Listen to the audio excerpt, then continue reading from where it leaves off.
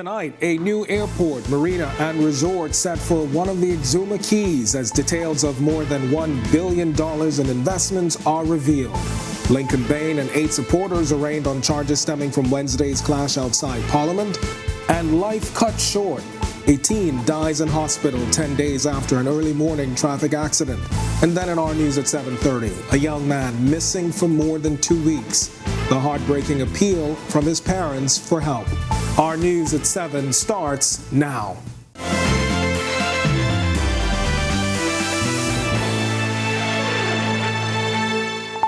Welcome to our news and thanks for joining us. I'm Kendino Knowles. More projects and jobs are on the way for Exuma. That's according to Deputy Prime Minister and Minister of Tourism Chester Cooper, who says $1.2 billion in investments has been approved for that island. Cooper making the comments during the Exuma Business Outlook this morning. One of the approved projects is for the development and operation of a new resort, destination, a marina, an airport, a golf course on one of the Exuma Keys. That spend on this project will exceed $150 million. We've also approved the U.S. group to acquire Rocus Point Estates, a 58-acre property that's been stalled. We're going to ensure that built here is a resort and a marina development. That project will consist of at least 50 residences and 65 boat slips adjacent to the residences. Now, to find out more on investor plans for Exuma, be sure and tune into our news at 7:30 for a full report. The Deputy Prime Minister also revealing in that business outlook that up to August, tourist arrivals on Exuma surpassed 2019 numbers, and he suspects we may see another banner year for tourism by the end of 2022. We've had a very strong September, which is typically one of our slowest months, and I predict that by the year end, we will match the record-setting 2019 arrivals overall. In 2019, more than 70,000 visitors spent time in Exuma. As of August, we've attracted 57,000, which is roughly 22% more than 2019 level, which was a record-setting year. However, Cooper says Exuma is still plagued with the issue of room capacity and believes twice the number of hotel rooms on that island can be filled given trends and leads on various booking platforms. I therefore want to repeat my call for hoteliers to build more rooms. I repeat my call to you to continue to open your homes and to continue to build more vacation rentals. Activist and fringe political party leader Lincoln Bain and 8 of his supporters appeared in court today facing charges from that protest outside Parliament on Wednesday. Bain, Rakino Seymour, George Griffin, Travis Bodie, Mario Bain, Charlotte Green, and Conroy Ingram are accused of unlawful assembly and obstruction. Prosecutors allege that while assembled at Parliament Square, they conducted themselves in a manner that caused others to fear they would disturb the peace tumultuously. They are also accused of obstructing members of Parliament from accessing the House of Assembly. Seymour was further charged with assaulting an inspector while assisting or resisting arrest and behaving in a disorderly manner. Ingram is accused of assaulting a superintendent while resisting arrest. Also, Leonard Sands is accused of assaulting a woman corporal. Cara Ellis accused of obstructing Assistant Commissioner B.K. Bonamy while in the execution of his duties and disorderly conduct. They all pleaded not guilty. They were each granted $1,500 bail with 1 or 2 sureties, and Magistrate Samuel McKinney set a December 1st trial date. Maria Daxon, Donna Dorset Major, and Glendon Roll are representing the accused. We've got more to get to in a moment, but for now, it's time for a first look at temperatures, and meteorologist Greg Thompson is standing by in the Weather Center. Greg? Thanks, Kendino, and welcome everybody for our first check on weather on this cloudy evening. Mostly cloudy skies, 80 degrees outside our studios right now, west winds at 7 miles per hour. Your feels like temperature hanging out in the mid to upper 70s. Temperature-wise, around the islands right now in the northwest Bahamas, we pick up 76 in Freeport with a few isolated showers nearby. Over in Marshall, Barbacoa, 77. 79s in Alistown, Bimini, as well as in Nicholstown, Andros. Great Abaquí, you are at 78. Governor's Harbour, 81. Here in the capital, 80. Central Bahamas, temperatures low to mid 80s there with 80 in Kemps Bay. Also, you guys having some showers nearby. 82 in Arthurstown, Cat Island. Then we pick up 84s in Georgetown, Exuma, Copentown, San Salvador. You guys have a couple of showers there as well. Deadman's Key, Long Island, 84 into the southeast Bahamas. 84 in Duncantown, Rycat Island, and in Delectable Bay. That's in Acklands. Crooked Island, 82. 84 in Abrams Bay, Maguana, Matthewtown, Inagua, 85, and our neighbors to the southeast, Tricks and Caicos Islands, you guys are currently 85 at this hour. Satellite and radar composites showing that front boundary now just to the south of the capital, a lot of cloud mass associated with that, generating a couple isolated showers and thunderstorms. Most of the activity is well to the east of the islands actually, and we will continue to see one or two more small showers later on tonight, mainly across the New Providence, Andros, as well as the Luther area. Clearing a bit across the northwest Bahamas, but some clouds, low-level clouds still hanging out there. A low-pressure system is expected to develop along this boundary and lift the front back towards the north. So we're looking at some more clouds and some more showers tonight through tomorrow before things clear up. That's your first look at weather. Stick with us to look at the tropics, and your extended forecast is still to come. Still to come on our news, the head of the Anglican Diocese in the Bahamas speaks up in support of legislation that will outlaw marital rape. Small steps to sustainability, what you can do at work and at home to make a big impact. And good energy, a fun run walk raises money for causes in the community. How you can do your part when Our News returns.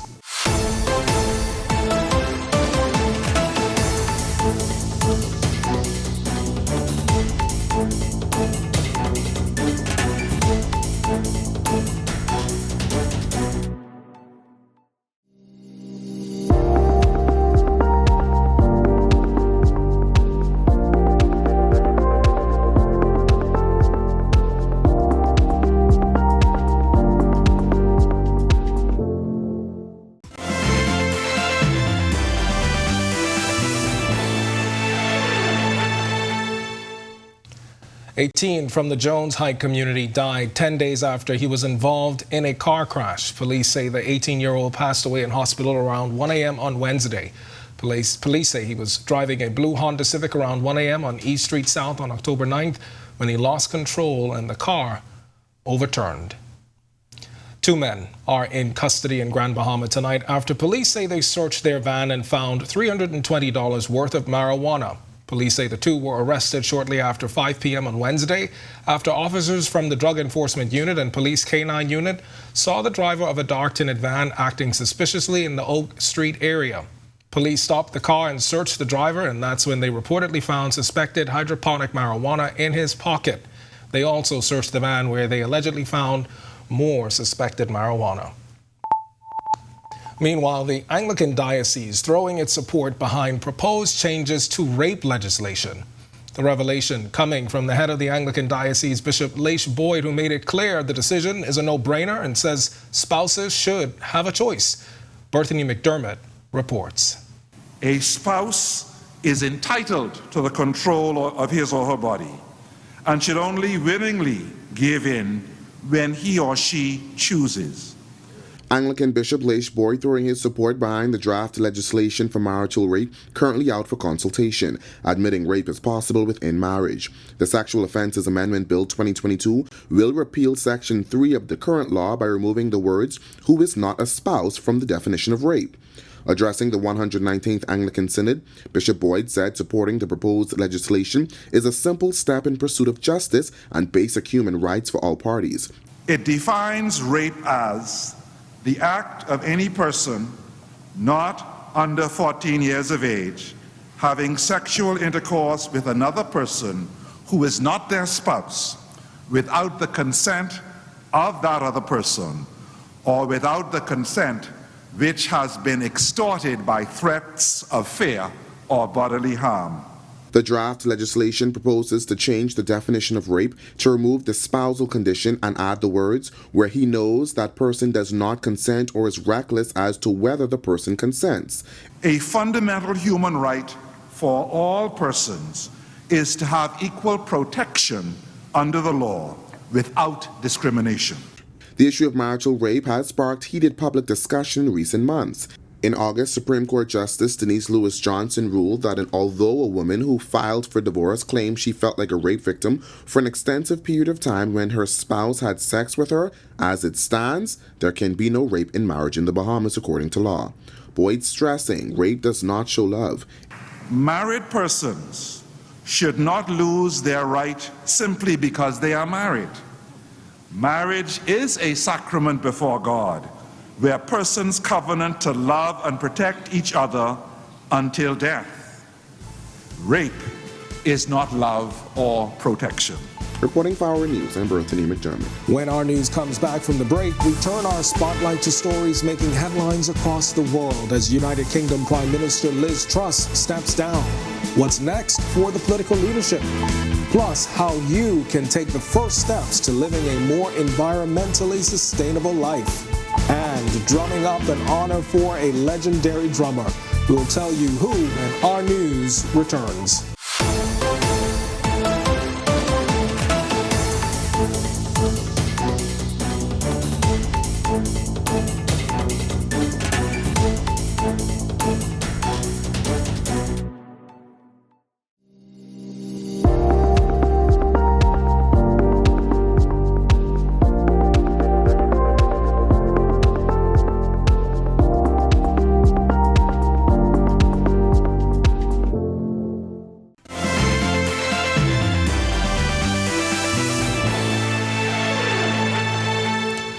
We turn our spotlight to stories making headlines across the world as 6 weeks on the job and British Prime Minister Liz Truss has resigned.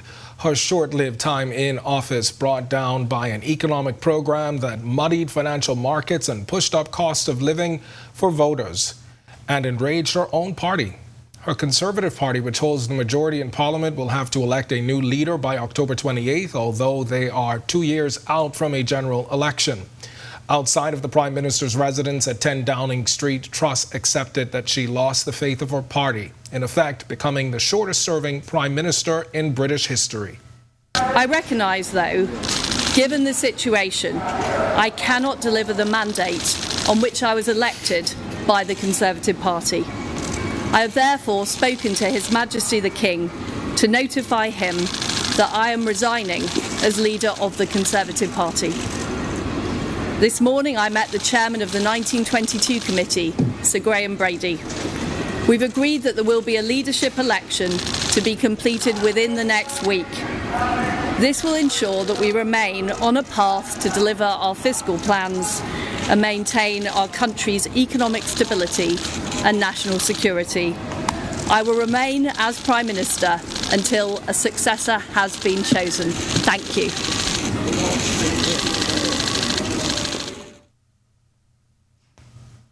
The head of the European Union's legislative branch says ongoing British politics is a lesson for all governments.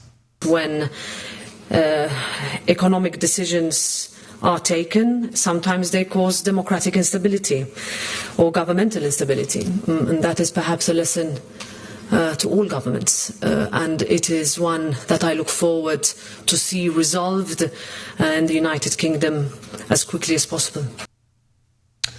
A violent response to anti-government protests in the African country of Chad leaves 50 people dead, including a family of 3. Pro-democracy protesters want an end to military rule started 18 months ago when President Mahamat Idris Deby took over when his father, the former president, died on the battlefield.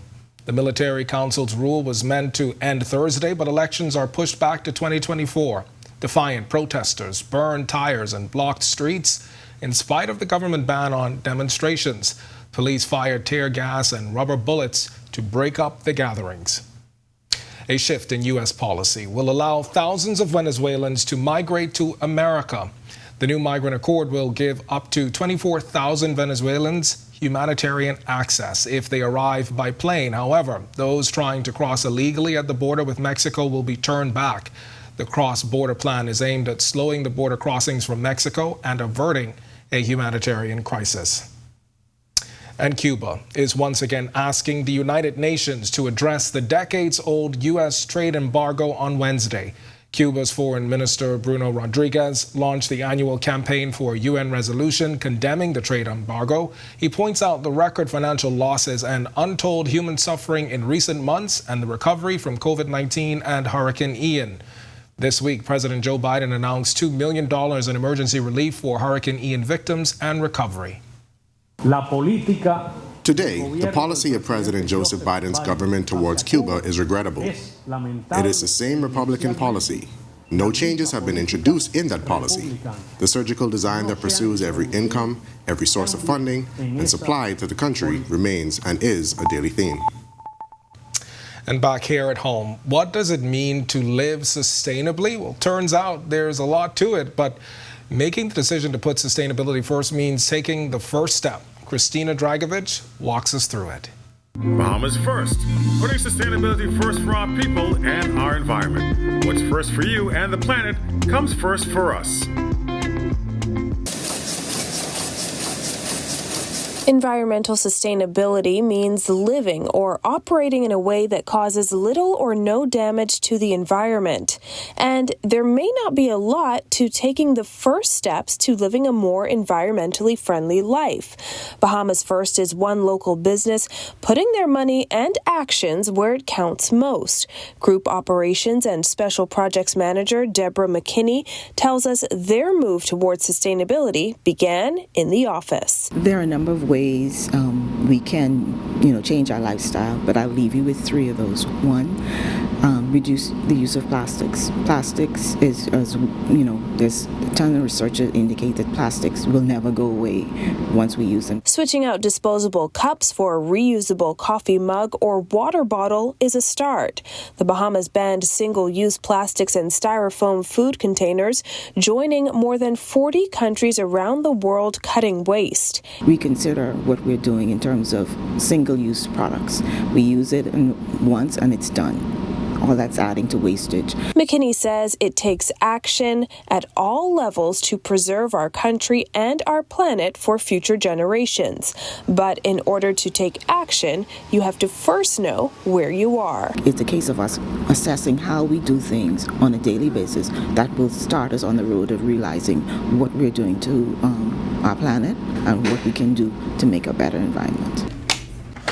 From thinking before you print to turning off the lights when you leave a room, there are small changes you can make to make a difference. Reporting for Our News, I'm Christina Dragovich. All right, thanks a lot, Christina. You can catch Sustainability First every Thursday right here on Our News at 7.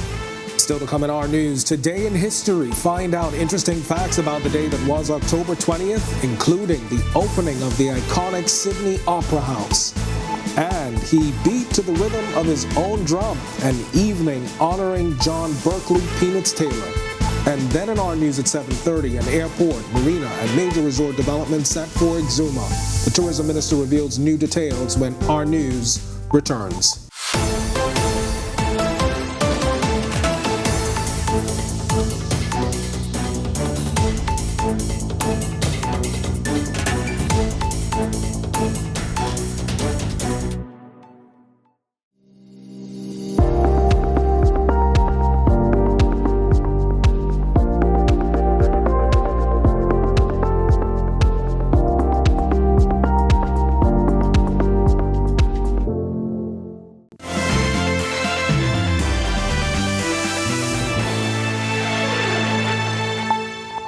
Welcome back to Our News. It's now time to turn our spotlight on events that shaped the day that was October 20th. Let's take a look.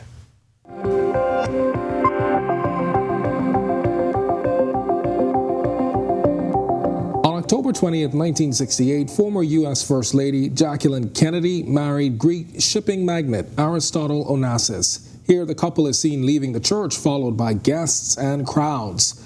The car of the newlywed couple is surrounded by newsmen and cameramen. The couple was married for 6.5 years until his death in 1975. Then in 1973, the world saw the opening of the Sydney Opera House in Australia. Designed by Danish architect Jarn Utzon, whose dynamic, imaginative, but problematic plan won an international competition. The Opera House was opened by Queen Elizabeth II. Today, the historic house is celebrating 50 years of extraordinary moments. Plus, in 2007, Frenchman Loïc Lefrem sets the world record for apnea diving at a depth of 162 meters off the shores of Nice. The Frenchman is seen celebrating his first No Limits world record. Emergency workers say the 36-year-old died during a training accident on April 11th in 2007. Also on this day in 2011, Libyan de facto leader Muammar al-Gaddafi was killed by rebel forces following a revolt that received international military assistance. The longest-serving leader in Africa and the Arab world was captured and killed near his hometown. The eccentric 69-year-old dictator who came to power in a 1969 coup headed a government that was accused of numerous human rights violations against its own people and was linked to terrorist attacks, including the 1988 bombing of a Pan Am jet over Scotland. And in 2014, Dominican-born American fashion designer Oscar de la Renta, whose work blending European luxury with American ease, died in Connecticut. De la Renta became internationally known in the 1960s as one of the country's most desired designers who dressed former U.S. First Lady Jacqueline Kennedy. All right, well, it's a race for a good cause. Energy Fitness Bahamas hosting its 4th annual Good Energy Fun Run Walk this weekend. Race coordinator Regina Smith says the goal is to raise funds for different charities within the community. We'll be working again with the Cancer Society, but it will be specifically to the Freedom Kids Department. So this is a survivor group specifically for kids. They meet every quarter and they just have like fun and games planned for the kids. They have a back to school event, they have an Easter egg hunt, they have a Christmas event for the kids. And so we really just wanted to donate specifically to that department. The race takes place this Saturday, October 22nd, beginning at 6:30 a.m. at Western Esplanade. She says registration is still open. People can still sign up online, they can sign up in person, and people can come out on the day of and actually sign up. So there's still time, so we're inviting people to come out because the more people we can get signed up, the more we can give to these local charities. So the registration fee is $25, and with that you get a t-shirt, you get a medal, and then you're put in the race for a trophy at the end. So it's going to be a lot of fun. Well, an evening of drums honoring John Berkeley Peanuts Taylor takes place tomorrow evening at Margarita Beach Resort. Our Marlena Leonard spoke exclusively with the event's director, producer, and choreographer. And as you sit down there, sir, would you tell us your name and where you're from? My name is Peanuts Taylor. I'm from Nassau, Bahamas. Carolyn Vo Evans' relationship with John Berkeley Peanuts Taylor goes way back. I was his choreographer at 18 with the Last Drumbeat Club. And so I'm well aware of his contribution, having traveled with him and produced his shows. And of course, he is one of the iconic figures that is still here with us. Many of them have left, and we were unable to truly show them a national thank you. Now, as the chairman of the Bahamas National Cultural Commission, she has taken up the mantle of being the producer, director, and choreographer for this year's award show presented by the Ministry of Youth, Sports, and Culture, An Evening of Drums, honoring John Berkeley Peanuts Taylor. We must pay homage to those who would have given so much to the country in the past. And as you know, it's my opinion that entertainers, artists are overlooked. They're not at the top of the chart, so to speak. Vo Evans promises a night of entertainment through world-class musicians, dancers, and storytellers. But apart from the entertainment, she says the emotion of the award ceremony will set it apart. But what is going to be very interesting is the persons who are going to be giving tributes. You know, it's going to take us down memory lane, and a lot of them have not been on the stage for a very long time, and then there will be persons who would not have seen each other for a very long time. So I expect a lot of love, a lot of appreciation, a lot of emotion, and a lot of excitement tomorrow night. An Evening of Drums takes place tomorrow evening at the Margaritaville Beach Resort. For tickets, visit the Ministry of Youth, Sports and Culture office or other locations which can be found on the event flyer. Reporting for Our News, I'm Marlena Leonard. What a wonderful way to honor his legacy. Thanks, Marlena. To watch that story again and for all of today's top stories, visit ournews.bs. That does it for us in News at 7. Joining us is our Talia Hall with the latest headlines. Talia? Yes, Ken, and as we can see, there's a lot happening this weekend. Lots of food, art, and culture, including that festival. Are you going to go? Are you going to go? Are you going to go is the question. If you go, I'll go. I'll be your date. Go. Yeah. Okay, sounds great. And there's a lot more to get to, including the latest on the billion-dollar investment in Exuma. Big news and big developments ahead for Exuma. The Minister of Tourism details the major $1.2 billion investment, plus exceeding expectations. Bahamas president says occupancy levels are on the rise leading into the holidays. And a mother hopeful of her son's return after he goes missing in waters off 8 Mile Rock. What the parents of Shaquille Ferguson say he was doing when he was last seen. Plus, around the world in 2 days, while the International Culture, Wine and Food Festival returns this weekend.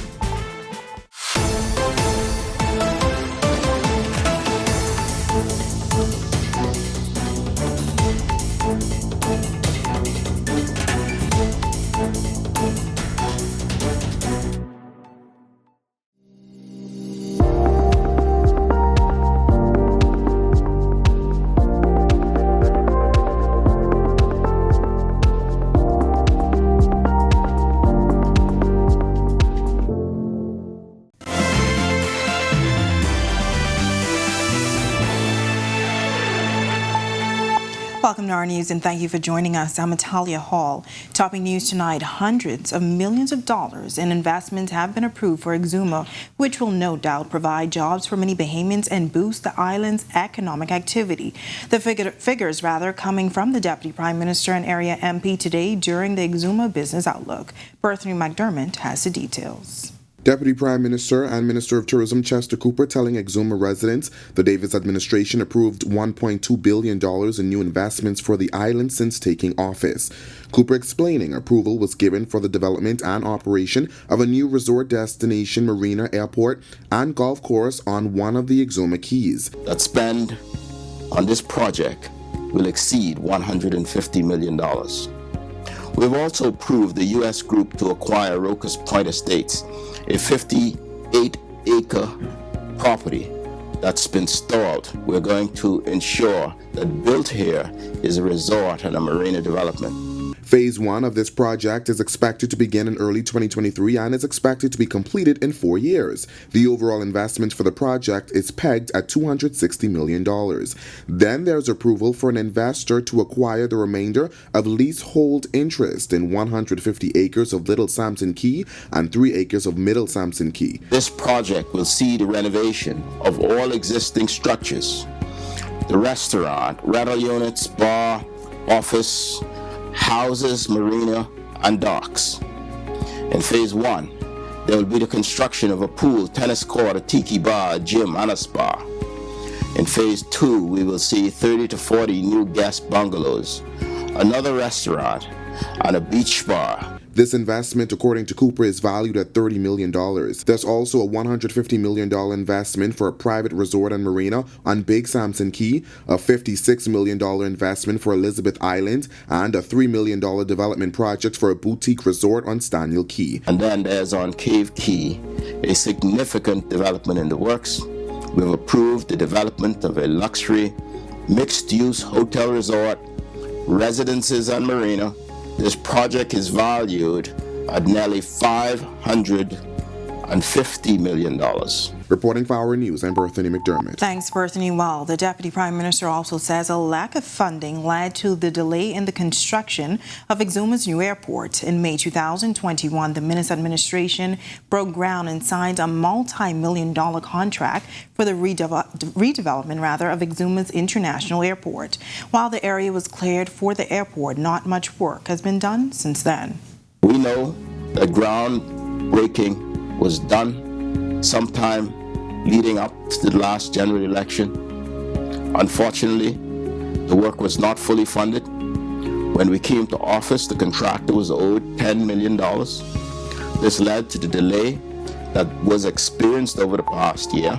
September and October are typically slower months for tourism in the country, but with Bahamas set to host its first Bahamas Culinary and Arts Festival this weekend, Bahamas President Graham Davis shared with our news that occupancy levels are exceeding expectations. Occupancy, it's fantastic. We're very pleased. It's exceeding expectations. Here at the end of October, we have our first Bahamas Culinary and Art Festival this weekend, which we're very excited about. We have world-class chefs coming in: Marcus Samuelson, Daniel Ballou, Dario Caccini, Amanda Freitag. It's a wonderful weekend. We certainly have tickets still available. We have Boys to Men on Friday night. We're expecting a very busy weekend and going into an extremely busy November.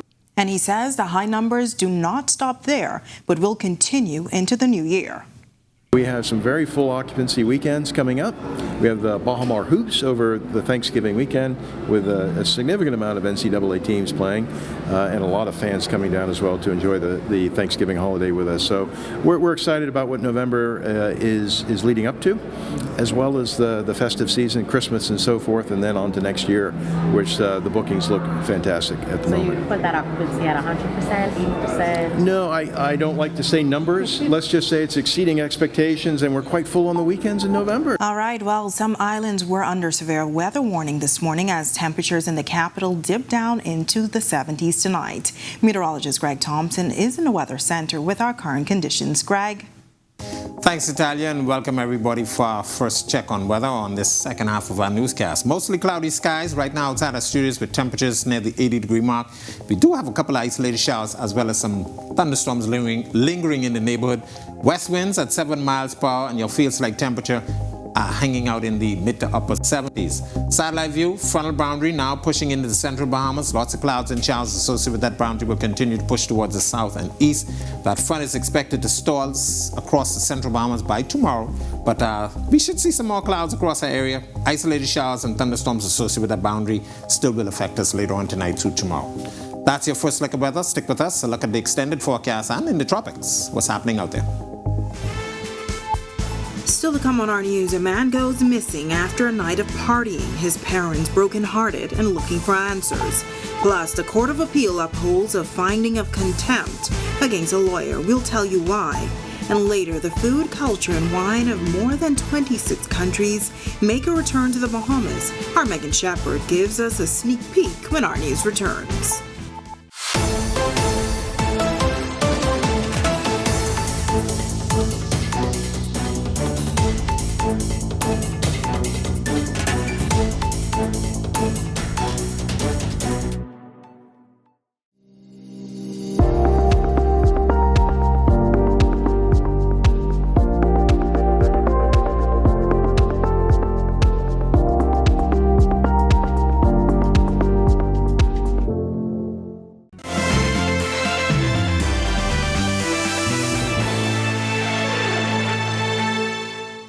It's a heart-wrenching story. A Grand Bahama mother and father are searching for their 28-year-old son, Shaquille Ferguson, who was last seen in waters off West Grand Bahama almost 2 weeks ago. Now, despite being missing for weeks, his parents say they still have hope that their son is alive. Hopeless, helpless, and so much pain. Pain I can't describe. I've never felt. That's Natasha Ferguson, the mother of 28-year-old Shaquille Ferguson, describing how she feels since the disappearance of her son. She says it was during a trip to New Providence when she got the call that every mother dreads. Her son was missing. Ferguson says she was told that he attended a party the night before he went missing, and at that party he was drinking alcohol and smoking marijuana. Saturday morning he was gone. I came home 5 o'clock that evening, not knowing that he was sailing away somewhere. Ferguson adds that there were several sightings of him in waters near 8 Mile Rock by people shortly after his disappearance on October 8th. So they say, mine, we saw someone on this little boat sailing way off, and he was drifting, going into the ocean southwest. Say, but I couldn't believe that I was seeing what I was seeing, so I pull out my binoculars and I look, and yeah, sure, it was this guy, and it looked like he was paddling. That's what he tell the police. She says the police, the Bahamas Air and Sea Rescue Association, family as well as members in the community have been searching for him, but she says unfortunately the boat and plane search has ended. But the mother admits that Shaquille was not well mentally. Shaquille was diagnosed when he was 18 because he was laced with marijuana oil and the cake he ate. So I had to put him in the hospital for like 2 weeks. He been in and out. But overall, she's calling him a great son. I know they say all mothers to say their children good, but he's never been in the police hand, never been arrested. He's not a thief. He's a hard worker. And his dad, Luther Ferguson, says he is hopeful that his son is still alive. My faith is strong enough to believe that God is still gonna deliver him back to us. Well, a man in Abaco was arrested after police reportedly found a flare gun and live shells, according to police reports. Officers from the Marsh Harbor were patrolling in Dundastown when they saw a black Honda with no license plate. Police say the driver was acting suspiciously, so they stopped and searched the vehicle, where a flare gun and several live shells were found. The Murphytown Abaco resident was arrested. While the Court of Appeal upheld a contempt of court finding against a lawyer and aspiring politician, Donna Dorset Major, but reduced her fine from $35,000 to $20,000. Dorset Major, who ran as the Coalition of Independent candidate in Baintown in the September 2022 general election, has a month to pay the money. Failing to do so will result in Dorset Major spending 21 days in prison. The Court of Appeal also set aside an order for her to pay $20,000 in legal fees to the government lawyer, Kayla Green Smith, who had acted as a friend of the court during the contempt hearing. The contempt proceedings stem from a civil case where Senior Justice Indra Charles found Dorset Major professionally negligent after she acted as the lawyer for both a vendor and a purchaser in a property sale. Alan and Sharon Crawford sued Dorset Major for professional negligence after they had a dispute with Stubbs over property boundaries. Now, following the decision, Dorset Major filed an affidavit to support an application for the judge to step down from the case before assessing damages.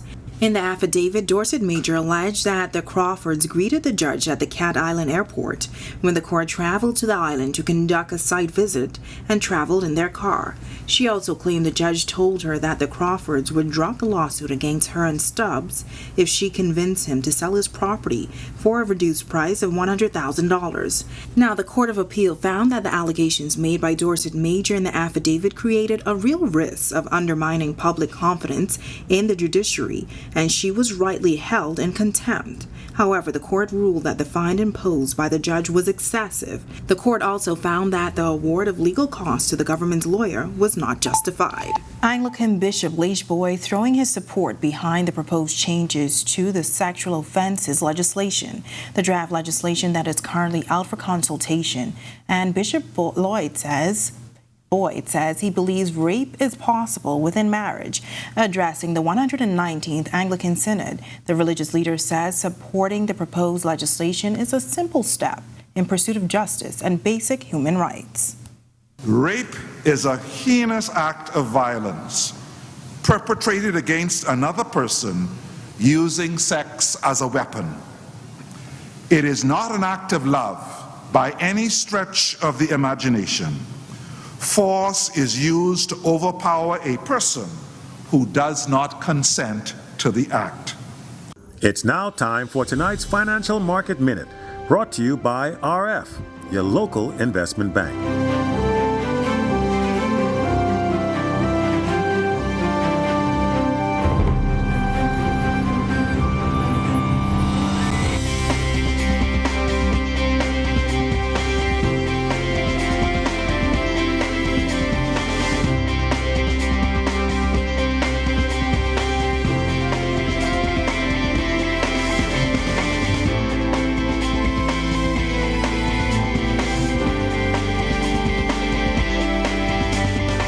This has been your Financial Market Minute.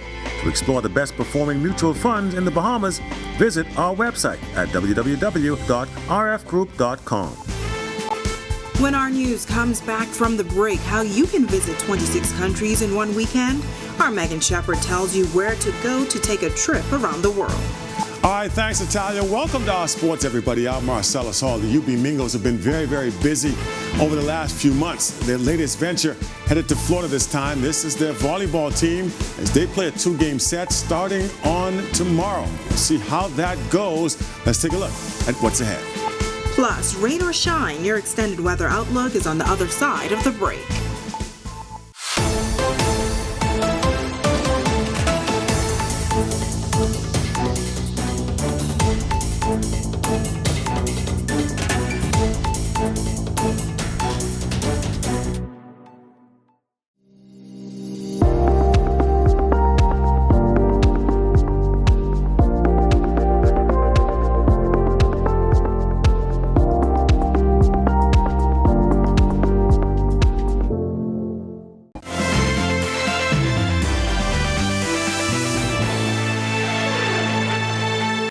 This is our news. Welcome back. Bahamians and residents are in for a treat this weekend as the International Culture, Wine and Food Festival is set to return after a 2-year hiatus. Over 26 countries will be represented, and festival organizers say, rain or shine, the show will go on. This weekend, the Collins House grounds will be transformed into a literal melting pot as the venue for the 25th International Culture, Wine and Food Festival. President Janet Johnson says this post-pandemic return will be a treat for attendees. Food from around the world. You can come and dine around the world. You can also come and try different brews from around the world. This is a very unique festival. This year will feature new elements, including Head Talks, the Bahamian version of TED Talks. Bahamian experts talking about their subjects and sharing with the public on matters like sharks. And their value to the ecosystem. We're talking about backyard farming. We're talking about storytelling and getting into that as a business. The festival is also going digital this year. Assistant Product Manager of Digital Currency Adoption Unit at Central Bank, Carlissa Bell, says their team will be on the festival grounds demonstrating the ease of using the digital currency. It is legal tender that is issued by the Central Bank of the Bahamas, just like your physical cash and coins. If you left your wallet at home, you have your phone, that means you have money, you have sand dollar. We want you to understand how easy and convenient it is. Public Relations and Communications Manager at Canoe, Sieska Adderley, adding that the digital wallet provider now has 2 ways to pay. Any sand dollar enabled wallet, including Canoe, you are able to simply scan that QR code and make that purchase, and vendors receive their payment. The event runs from 10 a.m. to 10 p.m. on Saturday and Sunday. Reporting for Our News, I'm Megan Shepard. Thanks, Megan. Well, I'm definitely looking forward to the food and fun. While the UB Mingos taking their show on the road this weekend as their volleyball teams head to Florida. Meanwhile, both DeAndre Aiden and Buddy Hield get their season started. Marcellus Hall has a check on sports. All right, thanks, Natalia. Welcome to our sports, everybody. I'm Marcellus Hall. The UB Mingos have been very, very busy over the last few months. Their latest venture headed to Florida this time. This is their volleyball team as they play a 2-game set starting on tomorrow. We'll see how that goes. Let's take a look at what's ahead. The UB Mingos women's volleyball team leaving town this morning for a 2-game tour in Fort Lauderdale. The team is expected to take on Atlantis University in Fort Lauderdale. The teams hit the court for the first match on Friday and close out on Saturday in Fort Lauderdale. Head coach Raymond Wilson saying this is a big test for the squad. I expect these group of girls to pass the exam that they're about to take. We've been working with them for a while now, some of them through the pandemic. A handful of them are freshmen, they're just coming in for the first time, and they put in a lot of hard work. So now we are at the stage where we are not at the theory part no more, we are at the practical. I expect them to do well, and hopefully this will catapult them to the next level. Meanwhile, to the NBA, where last night the NBA season continued with opening week. and our very own DeAndre Ayton and his Phoenix Suns, they were in action going up against the Dallas Mavericks. The Suns, boy, they trailed by a lot of points early on, but perseverance paying off. They come back to win it 107-105 ends up being the final score. They start the season off on a good note.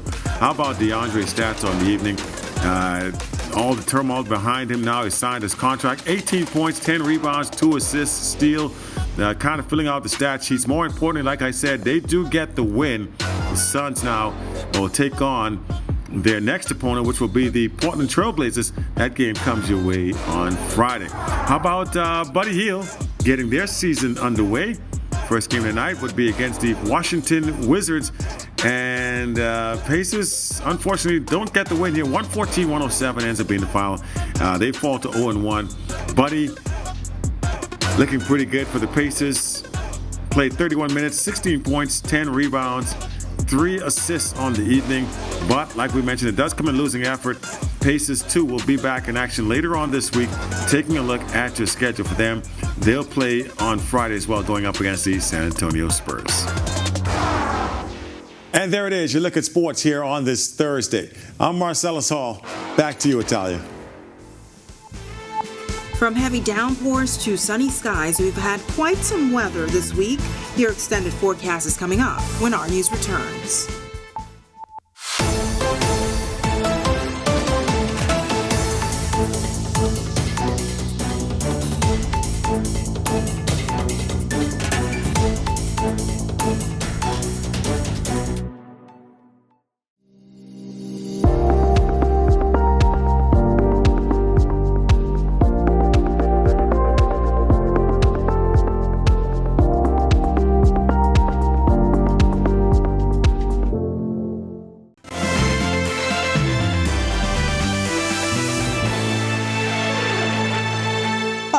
To our news. Those cloudy conditions will move out of the area, bringing mostly sunny conditions as we move into the weekend. Greg is back in the Weather Center with your extended outlook. Greg?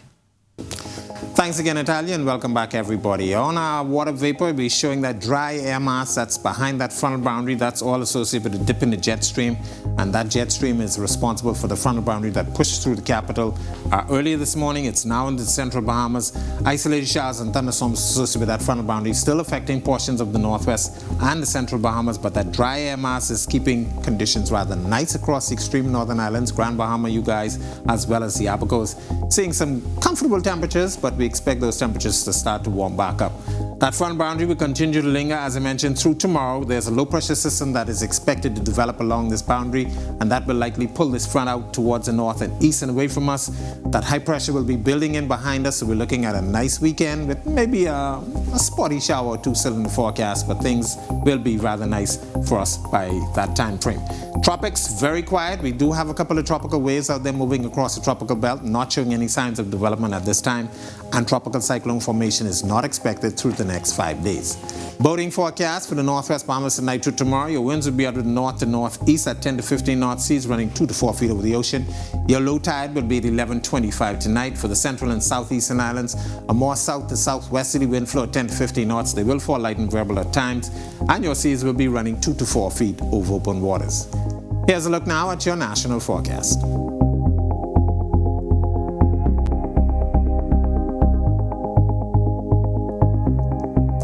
In your extended forecast, a couple of isolated showers still in the forecast tomorrow as that frontal boundary hangs across the central Bahamas, but expected to lift out with that low pressure system, improving conditions into the balance of the weekend, and then by next week we expect temperatures to start to warm up, but expect some very nice conditions through then. That's a look at our weather. Make it a safe night, everybody. Sounds great, Greg. Thank you. And thank you for joining us for our news tonight. On behalf of the entire team, I'm Natalia Hall. We'll see you tomorrow night. Have a great evening.